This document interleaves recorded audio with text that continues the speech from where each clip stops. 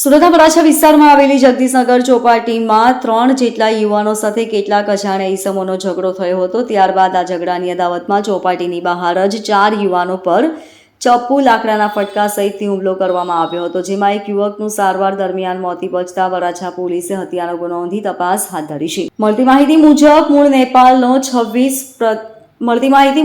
નેપાળનો 26 વર્ષીય પ્રદીપ કરિંગા ચૌધરી ભાઈ અને ભાભી સાથે રહેતો હતો। પ્રદીપ રત્ન કલાકાર તરીકે કામ કરી પરિવારને આર્થિક રીતે મદદરૂપ થતો હતો। ગત રોજ સાંજે પ્રદીપ, તેનો ભાઈ સુનિલ, ભાણિયો અનિલ અને બનેવી લાલ બહાદુર સાથે જગદીશનગરમાં આવેલી ચોપાટી ખાતે બેસવા ગયા હતા। દરમિયાન 3 અજાણ્યા શખ્સો ત્યાં આવ્યા હતા। તે પૈકી એક પાસે શ્વાન હતો, જે તેમની પર ચલાવવાનો પ્રયાસ કરતા બોલાચાલી થઈ હતી। ઉશ્કેરાઈ ગયેલા આ ત્રણેય બોલાચાલી બાદ અપશબ્દો સાથે માર પણ મારવાનું શરૂ કરતા બૂમાબૂમ થવાથી તે ભાગી ગયા હતા। ત્યારબાદ પ્રદીપ સહિતના 4 ચોપાટીની બહાર નીકળી ગયા હતા। ત્યારે 10 થી 11 જેટલાનું ટોળું ધસી આવ્યું હતું અને આ 4 પર હુમલો કરી દીધો હતો। લાકડાના ફટકા અને ચપ્પુ વડે હુમલો કરવામાં આવ્યો હતો, ત્યારે તેને આડેધડ લાકડાના ફટકા અને ચપ્પુના ઘા મારવામાં આવ્યા હતા। પ્રદીપને પેટના ભાગે ચપ્પુ માર્યા બાદ આંતરડા બહાર આવી જતા તમામ હુમલાખોરો ભાગી ગયા હતા। દરમિયાન સ્થાનિકો દ્વારા 108ને જાણ કરવામાં આવતા તમામને સ્મીમેર હોસ્પિટલ ખાતે સારવાર અર્થે ખસેડવામાં આવ્યા હતા, જ્યાં સારવાર દરમિયાન પ્રદીપનું મોત નીપજ્યું હતું।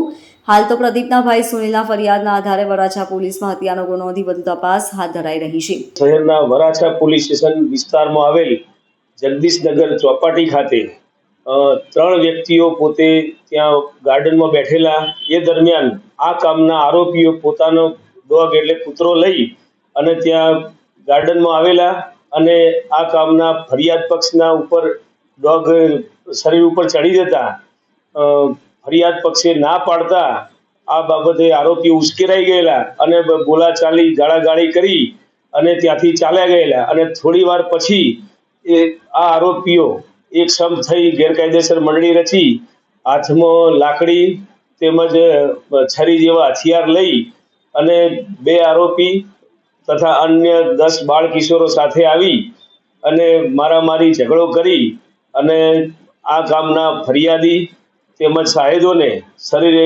માથાના ભાગે, ગાલના ભાગે અને પેટના ભાગે ઈજા કરી અને ગંભીર ઈજા કરી અને પોતે ભાગી ગયેલા। આ બાબતે વરાછા પોલીસ સ્ટેશનમાં ફરિયાદ નોંધાવતા વરાછા પોલીસ ઇન્સ્પેક્ટર તથા તેમની ટીમે આ ગુનાના કામે કુલ 2 આરોપીઓની ધરપકડ કરેલ છે અને અન્ય 10 બાળ કિશોરોને પણ ડિટેન કરવામાં આવેલ છે। ગુનાની વૈજ્ઞાનિક ઢબે તપાસ હાલ ચાલુ છે। FSLની મદદ લેવામાં આવી છે। Bureau report, LK star news, Surat.